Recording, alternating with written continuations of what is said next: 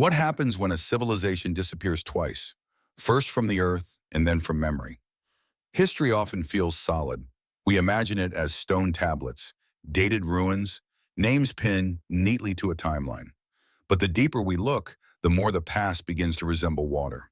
It shifts, it reflects, it hides as much as it reveals. Across deserts, beneath lakes, under jungles, and far below the foundations of modern cities, there are places that seem to whisper the same uneasy thought. Perhaps the story we inherited is only part of the story that was lived. Some vanished worlds left behind walls of impossible weight. Some left roads beneath the sea.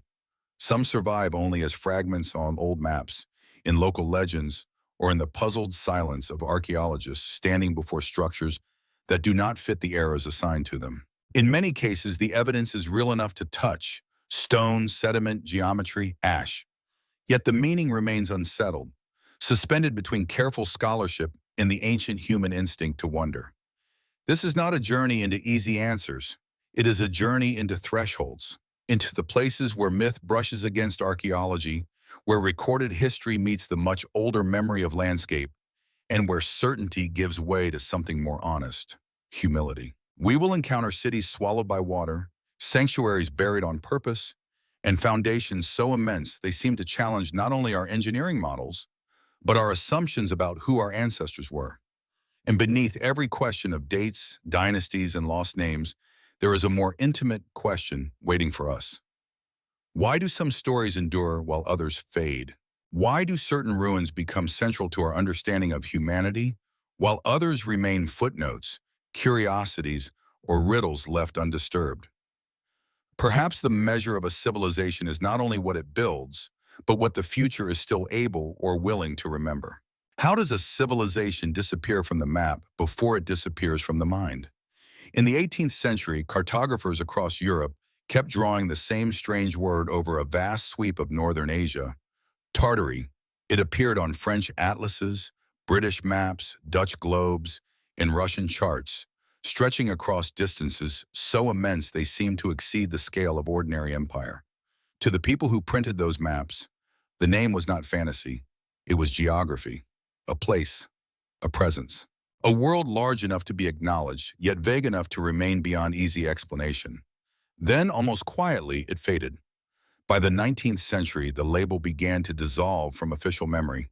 Borders sharpened, empires renamed, schoolbooks simplified.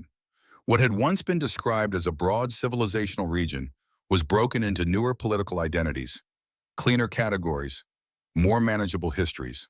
In that transition, Tartary became less a place than an embarrassment of old language, a remnant of how earlier generations described what they did not fully understand. And yet the disappearance still unsettles people, because maps are never only maps. They are declarations of what the world is allowed to be. Across Eurasia, the unease deepens in stone: fortresses with star-shaped geometry, immense halls, ornamental facades of startling ambition. Buildings whose scale, style, and precision have inspired generations to ask whether our historical labels always fit the realities beneath them. Most of these structures can be studied within known cultural heritages, but some observers see in them a lingering echo of something larger, a forgotten network of knowledge, trade, and design that later narratives folded into other empires. Perhaps the mystery is not that an entire civilization was erased. That may be too simple and too certain. Perhaps the deeper truth is more familiar. Names change, categories harden, complex worlds are reduced until they can be taught in a paragraph. What vanishes first is rarely the stone, it is the meaning attached to it. And once a people lose the language for what came before them, even the largest civilization can begin to feel like a rumor carried by old paper and fading ink. What remains of a city after the sea has learned its streets? Off the western coast of India, near the Gulf of Khambhat, sonar readings once revealed shapes that seemed almost too orderly to be natural. Grids, lines, foundations. Beneath the shifting water and thick silt, researchers believed they were seeing the outline of something built by human hands. The suggestion was enough to awaken an old and powerful idea that beneath the modern shoreline, there might rest the memory of a lost urban world. For some, the discovery stirred echoes of ancient Indian traditions, Stories of magnificent cities claimed by the sea and kingdoms remembered in sacred literature long before archaeology had language for them. For others, caution came first. Underwater landscapes can deceive. Stone can fracture into patterns. Currents rearrange debris. A shape seen through technology is not yet a settled fact. The argument that followed was not simply about age or architecture. It was about how quickly wonder should be allowed to become history. Still, the image lingers because it touches something deeply human. Coastlines have never been fixed. At the end of the last ice age, rising seas swallowed plains, river mouths, camps, shrines, and early settlements across the world. Entire chapters of human adaptation now lie underwater, not because they were mythical, but because water is one of history's most patient editors. It erases without malice. It covers without ceremony. If a settlement once stood there, whether grand or modest, it would remind us of a truth larger than any single claim. Much of the human story was written on coasts that no longer exist. The first experiments in community, ritual, farming, and trade may have taken place in lands now inaccessible, hidden beneath shifting sediment and tides that keep their own counsel.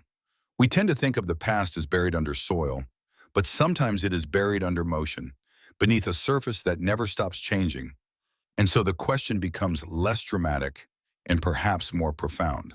Not whether the sea is hiding a legend, but how much of ourselves we have already lost to shorelines we can no longer see. What kind of people carve a city from mountains and then leave it to silence? High in the Andes, where the air thins and the clouds move like slow thoughts across stone, there are walls so precisely fitted they still seem to resist time. Sacsayhuaman, Ollantaytambo, Machu Picchu, these names now belong to the Inca world in the public imagination, and rightly so. Yet at several of these sites, beneath the later additions and familiar histories, there are deeper layers of masonry that feel older, stranger, almost geological in their confidence. Blocks weighing many tons interlock without mortar. Angles bend inward. Seams vanish. The result is not merely construction, but a kind of dialogue between human intention and mountain mass. For generations, scholars have worked to understand these places within the rich and complex history of Andean civilization. The Inca did not emerge from emptiness.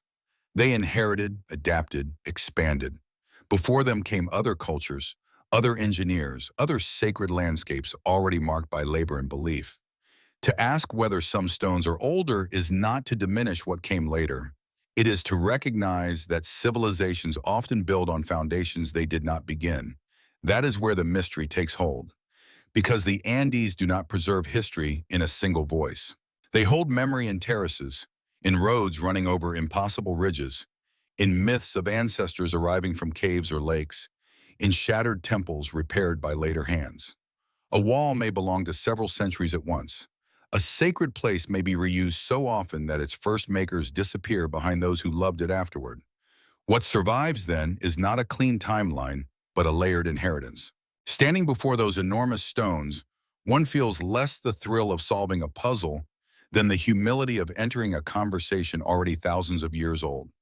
Someone chose this ridge. Someone shaped this face of rock. Someone believed the earth itself could be persuaded into order, into reverence, into endurance. And perhaps that is the deeper lesson of the Andes. Not that a civilization vanished without trace, but that traces rarely belong to only one civilization at all. What if the oldest temple in the world was built not by farmers, but by people we were taught to call primitive? On a windswept hill in southeastern Turkey, long before pottery, before cities, before the first settled kingdoms rose from river valleys, human hands lifted stone into circles. At Göbekli Tepe, massive T-shaped pillars stand in rings beneath the earth, carved with foxes, snakes, birds, boars, and silent abstract marks whose meanings remain just beyond our reach. The site is older than Stonehenge by millennia, older than the pyramids by even more. It does not simply extend the timeline of civilization. It rearranges it. For much of modern history, the standard story moved in a neat sequence. Agriculture came first, then villages, then temples, then complex social life. But Göbekli Tepe resists that order. Here was coordinated labor on a monumental scale before settled farming had fully taken hold.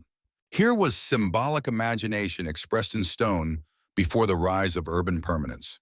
It suggests that belief, ritual, and the need to gather around shared mystery may have helped create civilization rather than merely decorate it afterward.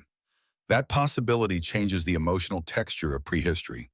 It invites us to see early humans not as dim figures struggling upward toward culture, but as thoughtful beings already capable of abstraction, cooperation, and reverence. They watched animals, seasons, death, stars. They gathered not only to survive, but to make meaning. In that sense, Göbekli Tepe feels less like an anomaly than a reminder of something we often forget. The human mind was deep long before history learned how to record it. And then, just as remarkably, the site was buried, not destroyed in panic, not abandoned to weather alone, buried deliberately, as if sealed by the very people who built it. That decision remains one of the most haunting details of all. To raise a monument is understandable. To hide it is harder to explain. Perhaps every civilization begins not with certainty, but with a circle of people standing before the unknown, giving it shape and then leaving behind questions larger than the stones themselves. Could an entire landscape of memory survive in stories long after its shoreline was gone? Along the coast of western India, the name Dwarka carries the weight of both devotion and mystery. In sacred tradition, it is remembered as a radiant city connected to Krishna, a place of splendor, order, and eventual loss. According to the old narratives, the sea did not merely threaten it, the sea reclaimed it. For many centuries, that image belonged to the realm of scripture and cultural memory, where history and meaning often moved together without needing to be the same thing. Then the waters began to offer hints. Marine archaeology near the coast uncovered stone anchors, submerged walls, blocks that seemed shaped by intent, and traces of structures resting below the surface. None of this settled the grandest claims. It did not prove every detail of the ancient accounts, nor did it turn poetry into a straightforward excavation report, but it did something perhaps more interesting. It showed that memory and material evidence do not always stand opposed. Sometimes they circle each other, each preserving a fragment of the same vanished world. That is where Dwarka becomes more than a debate over dates. Coastal cities have always lived in negotiation with instability. Rivers shift, tides advance. Storms redraw the edge between land and sea. A settlement may flourish for generations and then slip, slowly or suddenly, into ruin. What follows is not only physical loss, but transformation into story. The place survives, but in a new medium. Stone becomes legend. Geography becomes devotion. The map moves inward. For archaeologists, the work requires patience and restraint.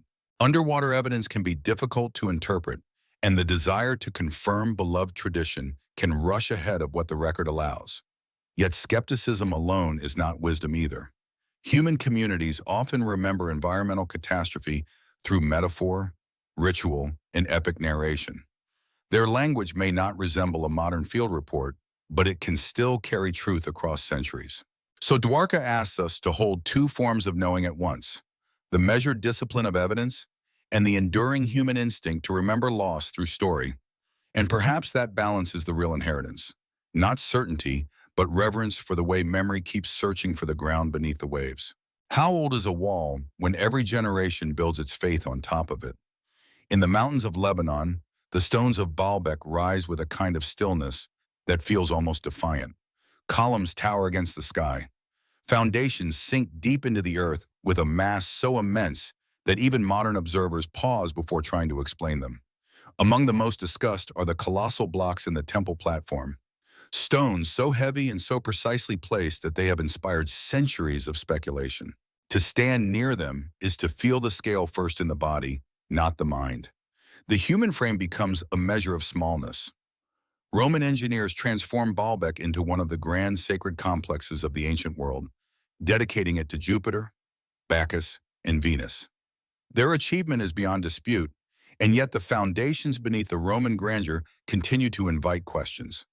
Some scholars argue for earlier phases of construction or reuse. Others see the Roman project itself as fully capable of the monumental ambition on display. The debate is not simply technical, It reflects a larger discomfort we often feel when ancient societies prove more capable than our assumptions allow. But that may be the wrong tension entirely. Civilizations rarely begin on empty ground. They inherit sacred places, rebuild them, reinterpret them, and weave new meanings into old stone. A platform may outlast the gods once honored upon it. A temple may become a ruin, and then a quarry, and later a symbol.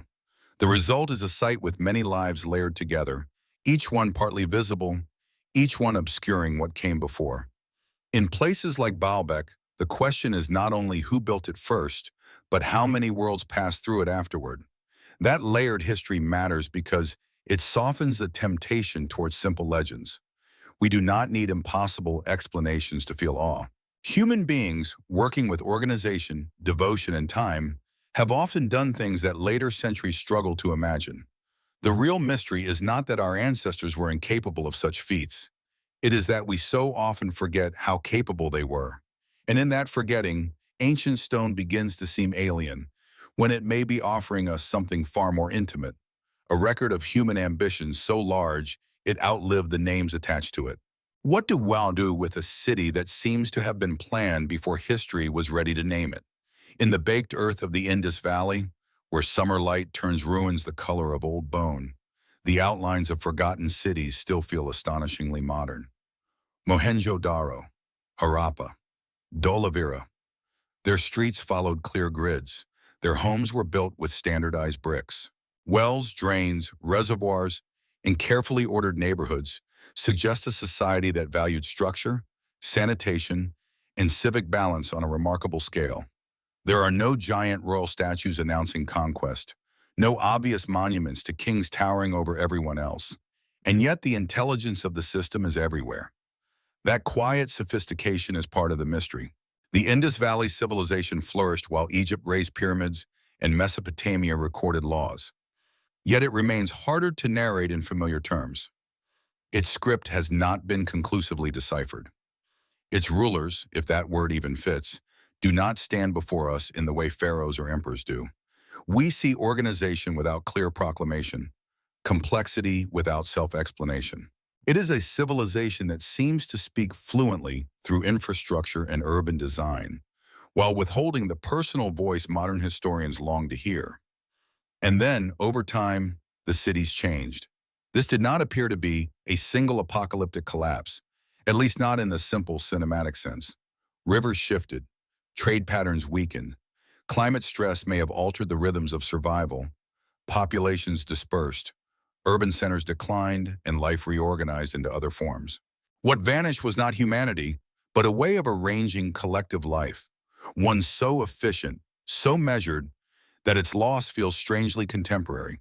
We know, perhaps more than we wish to admit, how fragile systems can be once water, ecology, and exchange begin to falter. There is something moving about these cities precisely because they resist spectacle. Their greatness was not only in what they built upward, but in how carefully they built around daily life.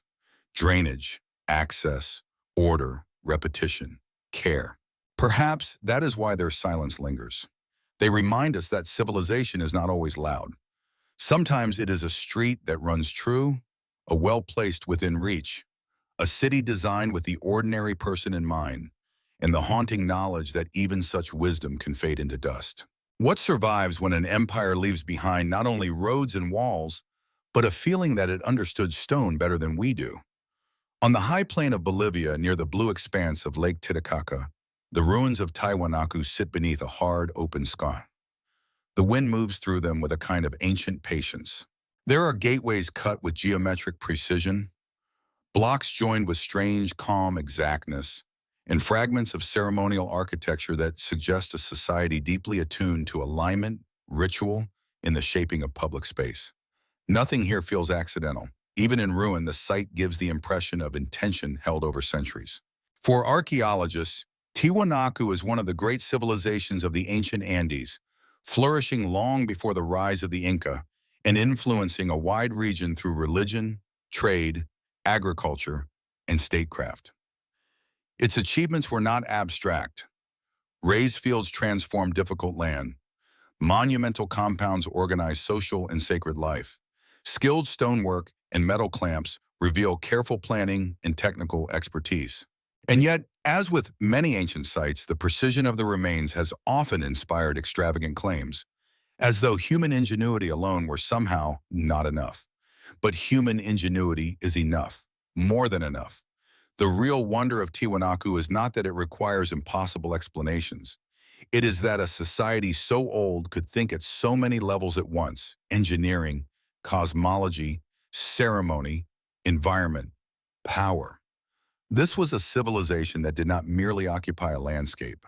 It learned how to converse with altitude, season, water, and horizon. Its monuments seem designed not only to be seen, but to frame experience, to guide the body through ritual and the mind toward order. Then the center weakened. Climate pressures, internal change, and regional instability likely played their part. The monumental core lost its hold. Communities shifted. The system unraveled. And still the stones remained, carrying forward a memory of competence so visible that later generations often mistook it for mystery. Perhaps that is what ancient ruins do at their most powerful. They do not ask us to believe in miracles. They ask whether we have underestimated the depth of human imagination all along, and whether forgetting that truth is its own kind of ruin. What becomes of a people when their greatest surviving monument is not a palace, but a warning written in clay and ash? In the dry lands of what is now New Mexico, the ruins of Chaco Canyon hold their silence with unusual force. Massive stone complexes rise from the desert floor. Pueblo Bonito, Chetro Kettle, Casa Rinconada, arranged with a sense of scale and order that still feels startling against the emptiness around them. Roads extend outward in long, deliberate lines. Doorways and walls align with solar and lunar cycles. The place seems designed not only for living, but for gathering, observing, and connecting a scattered world through ceremony and exchange. For centuries, Chaco was a center of brilliance in the ancestral Puebloan world. Timber was carried from distant mountains. Masonry was layered with care. Trade networks brought shells, copper, macaws, and other materials across remarkable distances. This was no accidental settlement. It was a coordinated achievement, both practical and symbolic, rooted in community, labor, and an understanding of the landscape that was as spiritual as it was architectural. And yet Chaco's story is shadowed by fragility. The Southwest has always required negotiation with water, and when that balance shifts, even great centers can begin to strain. Long droughts, resource pressures, and social tensions appear to have altered life in the canyon. Over time, the monumental core lost its central role. People moved. New places took on new importance. The canyon remained sacred, but it was no longer the same kind of living center it had been. That arc feels hauntingly familiar. A civilization can master geometry, trade, ritual, and construction, and still remain vulnerable to the quiet arithmetic of climate. No collapse needs to be theatrical to be total. Sometimes it arrives season by season, in thinner harvests, in longer walks for wood, in the slow erosion of confidence. What Chaco leaves us then is more than ruin. It is perspective. It asks whether a society can be sophisticated and still be precarious, whether knowledge guarantees endurance, whether belonging to a place means mastering it, or learning how little control we ever truly have. In the desert, those questions do not feel abstract. They feel carved into the earth itself. What if the most enduring mystery of a civilization is not how it rose, but why its voice fell suddenly quiet?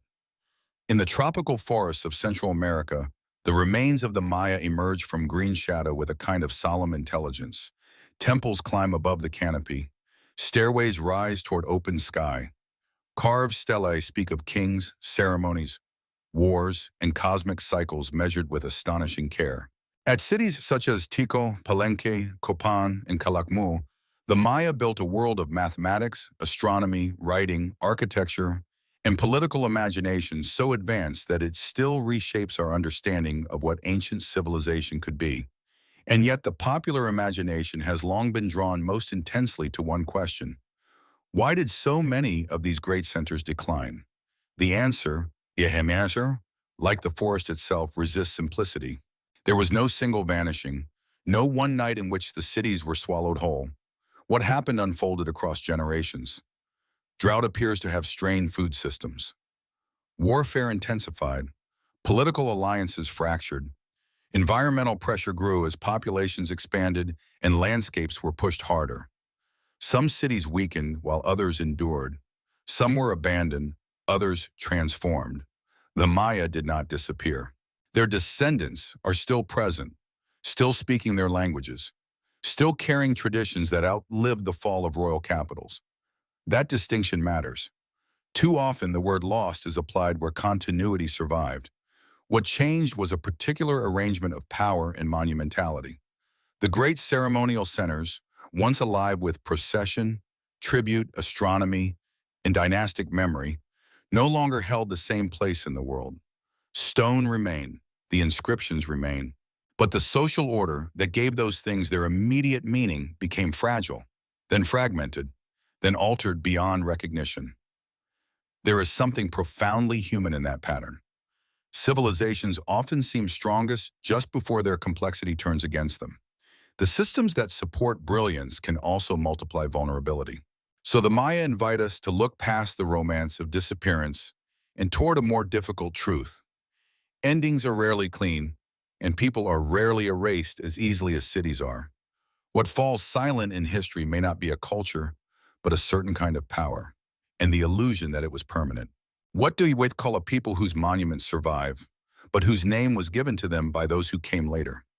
In the forests and valleys of southern Africa, the stone walls of Great Zimbabwe still curve across the landscape with quiet authority. Built from carefully placed granite blocks, without mortar, the enclosures rise in sweeping lines that feel both graceful and immovable. The great enclosure, with its towering circular wall, suggests order, symbolism, and labor on a scale that could only have belonged to a society confident in its power. It is a place that does not need ornament to create awe. The stone itself speaks clearly enough. For centuries, outsiders struggled to accept what the site plainly revealed. Some early European visitors refused to believe that such architecture could have been built by African hands. They searched for foreign authors, borrowed legends, improbable migrations, anything but the obvious truth standing before them. Only later, through archaeology and deeper historical work, did the record gain the dignity it always deserved. Great Zimbabwe was created by ancestors of the Shona, part of a sophisticated regional civilization sustained by cattle, gold trade, craftsmanship, and political organization. That history matters not only because it corrects a falsehood, but because it shows how easily memory can be damaged by arrogance. Great Zimbabwe flourished between the 11th and 15th centuries, linked to far-reaching trade networks that carried local wealth to the Swahili coast and beyond. It was not isolated. It was connected, strategic, alive to the movement of goods and prestige across vast distances. And yet, like so many centers of power, it eventually changed. Trade routes shifted. Environmental pressures may have grown. Political authority likely moved elsewhere. The stone city remained, but its central role diminished. What followed was another kind of loss. Not abandonment alone, but misinterpretation. To look at Great Zimbabwe on our way now is to confront more than a vanished capital. It is to face the long history of who gets to be recognized as capable of greatness. Ruins do not merely preserve ancient lives. They also expose the prejudices of those who later try to explain them. And perhaps that is one of history's hardest lessons. Civilizations can disappear from view not only because they fall, but because others refuse, for a time, to truly see them. What if the final mystery is not hidden in one ruin, but in the pattern they form when placed side by side? By the time we arrive here, after drowned coastlines, buried temples, mountain fortresses, planned cities, ceremonial deserts, and walls that outlive the names of their builders, a different picture begins to emerge. These vanished civilizations are not isolated curiosities. They are variations on a single human theme. Again and again, people gathered at the edge of uncertainty and made order.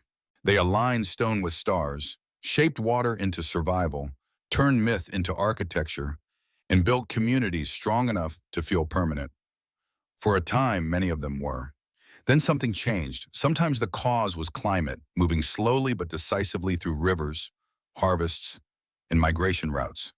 Sometimes it was war or shifting trade, or internal strain hidden beneath the surface of achievement. Sometimes a sacred center simply lost its hold as the world around it evolved. There is no single law explaining why civilizations recede, but there is a shared tenderness in their remains. Each site reminds us that intelligence is not immunity, beauty is not protection, complexity is not forever. That realization can feel unsettling, especially in the modern world, where we still like to imagine progress as a staircase that only goes upward. But the ruins suggest something more honest. Human history is not a straight ascent. It is rhythm, expansion and contraction, memory and forgetting, reinvention after loss. The future is built not only from triumph, but from adaptation to what could not be kept. And yet this is not a bleak story, because what survives across all these disappearances is not merely stone. It is intention, curiosity, reverence, the urge to leave meaning behind. Even when names vanish, the human gesture remains recognizable. To gather, to build, to mark time, to ask larger questions than one lifetime can answer. Perhaps that is why lost civilizations continue to move us. They do not stand apart from us. They are mirrors held at a great distance. In them we see not only what humanity once was, but what it has always been: brilliant, vulnerable, and forever trying to make something lasting in a world that does not promise to keep it. So where does that leave us after all the stones, the shorelines, the silence, and the names half lost to time? Perhaps here with a gentler understanding of what history really is. Not a complete archive, not a flawless sequence of facts rising cleanly out of the past. History is a conversation between what survived and what vanished, between evidence and interpretation, between the human need for certainty and the reality that much of our story will always remain incomplete. The ruins we have walked through do not simply tell us who came before. They reveal the limits of how we know anything at all. And yet those limits are not failures. They are part of what makes the search meaningful. A submerged wall, a buried sanctuary, an undeciphered script, an abandoned city reclaimed by forest. Each one reminds us that humanity has always lived far closer to mystery than modern life sometimes admits. We build systems, monuments, calendars, roads, and explanations because we long for continuity. We want to believe that what we make will hold. Sometimes it does, for centuries. Sometimes it does not. But even when civilizations fall, something essential often remains. A pattern of care, a gesture of imagination, a trace of longing embedded in stone. That may be the deepest thread connecting every lost world we have explored. Not their disappearance, but their humanity. These were not abstract cultures moving across a textbook. They were people who loved order, feared chaos, buried their dead, watched the sky, argued over meaning, and tried to protect what mattered to them. They were, in that sense, very much like us. Their ruins endure because they still speak a language we recognize beneath all translation. The desire to belong to time and somehow to outlast it. Maybe that is why the past continues to call us back. Not because it offers final answers, but because it teaches humility without emptying the world of wonder. It asks us to remember that knowledge is always partial, memory is always fragile, and truth often survives in fragments. And perhaps wisdom begins there, in learning to listen carefully to what remains, while honoring all that has already slipped beyond our reach.